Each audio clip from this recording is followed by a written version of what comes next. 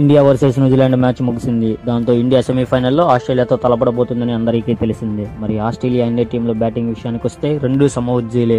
Batting రెండు టీంలకి heavy లోడెడ్గా ఉంది. Fast bowling విషయంలో హార్దిక్, షమీల ద్వయంతో ఇండియా బలంగా ఉంటే, నాథన్ ఎల్లిస్, ఈశాన్ డెవర్షేస్, స్పెన్సర్ జాన్సన్లతో ఆస్ట్రేలియా కూడా బలంగానే ఉంది. ఇంకా స్పిన్ బౌలింగ్ డిపార్ట్మెంట్లో ఇండియాకి 4 దమ్మున్న స్పిన్నర్లు ఉన్నారు. న్యూజిలాండ్ మ్యాచ్లో చూసాం వరుణ్ చక్రవర్తి ఎడిషన్ మనకి ఎలా కలిసి వచ్చిందో. ఇంకా ఆస్ట్రేలియా విషయానికి వస్తే జంపా, మ్యాక్స్వెల్, ట్రావిస్ హెడ్ త్రయంతో బలంగానే ఉంది. ఈ మ్యాచ్లో ఆస్ట్రేలియా ఒక మార్పుతో బరిలోకి దిగవచ్చు.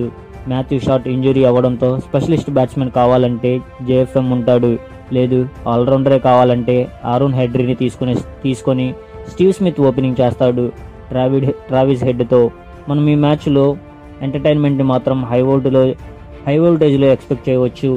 ఇండియా రివెంజ్ తీర్చుకొని ఫైనల్కి వెళ్ళాలని కోరుకుందాం. Thank you.